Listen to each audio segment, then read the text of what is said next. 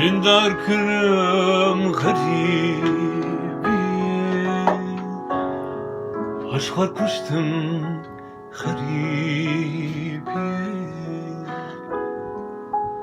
Besaş fizyati Berim ketav ve barim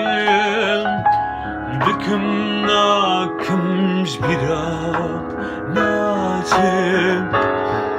Rovşa ola tu paraçim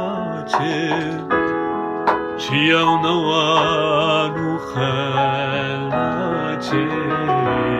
Znam alakim Khod ye tajim